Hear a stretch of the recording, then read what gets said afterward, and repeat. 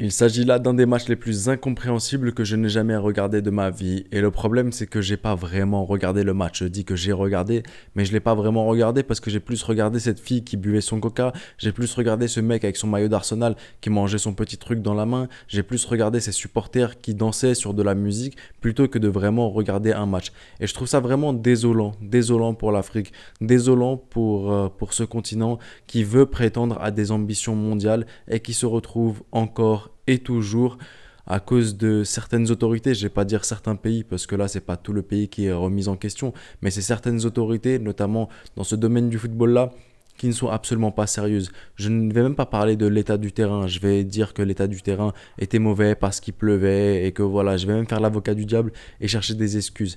Mais aujourd'hui, quand à chaque fois ton match coupe parce que je ne sais pas pourquoi et qu'ensuite on te montre les supporters en train de manger, en train de danser et qu'on te remet en boucle toujours la même scène, je trouve ça vraiment insultant. Et d'autant plus insultant pour les personnes qui payent un abonnement. Je ne vais pas dire si je paye ou non d'abonnement, ça ne regarde que moi. Mais pour les personnes qui payent un abonnement cher chaque mois pour au final voir ça, je trouve ça vraiment injuste pour eux et désolant et c'est totalement critiquable. Donc je voulais faire une parenthèse là-dessus et je pense que si je devais vraiment faire un débrief de ce match-là, je parlerais plus de ce problème-là, ce problème incompréhensible qui est pour moi le premier problème, ce problème de retransmission, retransfusion, je ne sais plus comment on dit exactement, mais de ce match-là qui a été complètement indigeste et je suis sorti 10 000 fois de ce match-là et c'est vraiment dommage.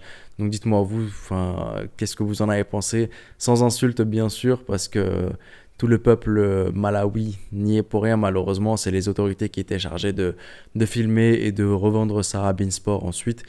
Mais voilà, que dire, hein. Ensuite, deuxième facteur qui pour moi a rendu ce match incompréhensible, c'est les déclarations hier ou avant-hier de l'entraîneur du Malawi lorsqu'on lui a demandé pourquoi est-ce que le match ne se joue pas après la rupture du jeûne, parce que les joueurs du Malawi sont la plupart de confession musulmane. Pourquoi est-ce que tu joues ce match-là en pleine journée? Il a répondu 20 h c'est l'heure pour dormir et 15 h c'est l'heure pour jouer un match de foot. En tout cas, je le remercie parce qu'il avait raison. La dernière fois quand l'Égypte a joué à 20 h, honnêtement, ils n'ont pas joué, ils ont plutôt dormi, on va pas se mentir. Et aujourd'hui, ils ont très très bien joué. Ils ont mis 4-0 à ton équipe. On a plus vu ta propre équipe à toi en difficulté, connaître d'énormes blessures, plutôt que l'Égypte qui, elle, était à l'extérieur et qui n'était même pas habituée à ce climat. Donc vraiment, c'est pour lancer ce petit pic-là et le descendre à son propre jeu. Je trouve ça dommage. Je trouve ça dommage d'avoir voulu jouer à un jeu auquel tu n'as pas été à la hauteur. Et d'autant plus que tu t'es blessé toi-même, tu as blessé tes propres joueurs en voulant jouer maintenant en période de jeûne. Donc je comprends pas honnêtement, je comprends pas comment la fédération a pu accepter cela. Bizarre un peu, mais bon, victoire 4-0 de l'Égypte, on prend avec plaisir et justement j'allais y revenir. Victoire 4-0 pour l'Égypte, un beau match de la part de l'Égypte.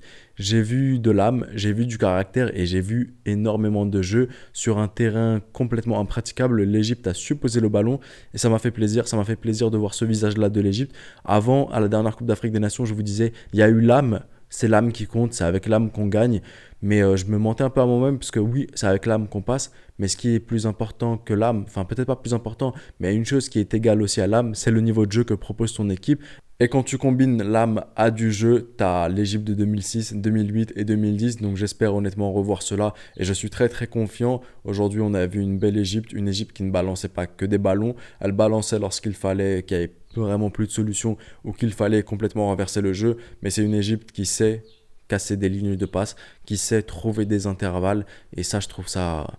Ça m'avait manqué honnêtement, ça m'avait manqué en équipe nationale égyptienne. Je suis un très très grand amoureux du football national égyptien et des sélections nationales. Et revoir mon Égypte de cette façon-là, ça me fait très très plaisir. Mais maintenant, incompréhensible, troisième chose qui pour moi est incompréhensible, c'est les choix de Rui Vitória. Aujourd'hui, je peux comprendre qu'en début de match, tu as voulu aligner la même équipe et elle t'a convaincu cette équipe-là. Et pour le coup, elle a convaincu, elle a mis les 3 buts et parfait. Mais au moment des changements et des remplacements, c'est là où je trouve que c'est un peu plus incompréhensible de sa part. Pourquoi est-ce qu'il n'a pas fait rentrer Marwan Ataya? Pourquoi est-ce qu'il ne fait pas rentrer Abdelkader? Je comprends que tu donnes du temps de jeu à Mohamed Sobhi, le gardien, que tu remplaces Chenaoui.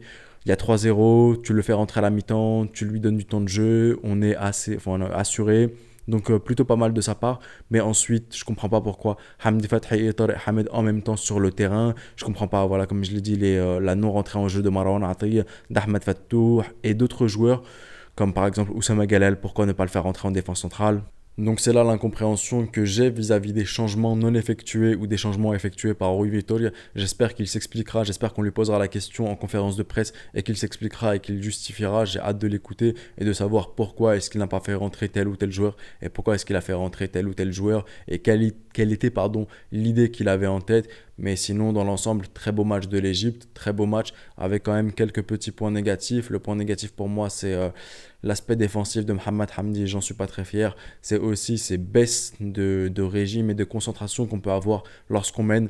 On me dira, c'est vrai, les joueurs en face, ils étaient complètement abattus, ils proposaient quasiment rien, mais sur certaines séquences, j'ai eu peur et je pense qu'on prend un peu trop la confiance dès qu'on mène au score. Après, on me dira, bah, les joueurs étaient en train de jeûner, c'est un peu moins facile et ils mènent au score, donc ils se permettent un peu.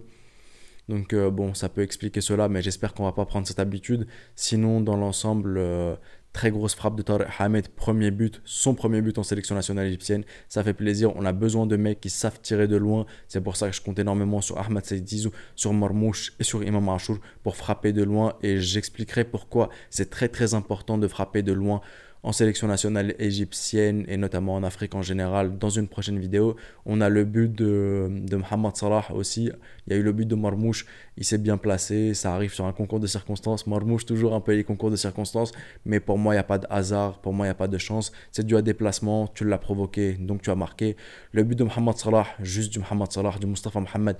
Magnifique ce qu'il a délivré à Mohamed Salah comme passe D. Salah qui repique dans l'axe. Zizou qui absorbe les joueurs. Et ensuite, la frappe magnifique.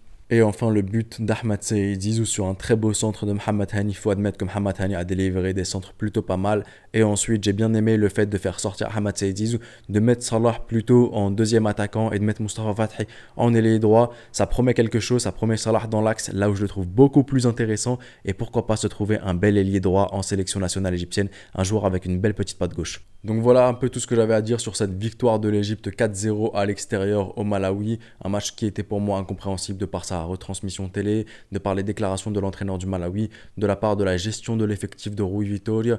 Mais en tout cas, une victoire 4-0, une victoire qui fait plaisir. J'aurais aimé voir plus de buts. Je pense qu'on pouvait marquer plus de buts. Je pense qu'il y a eu pas mal de déchets.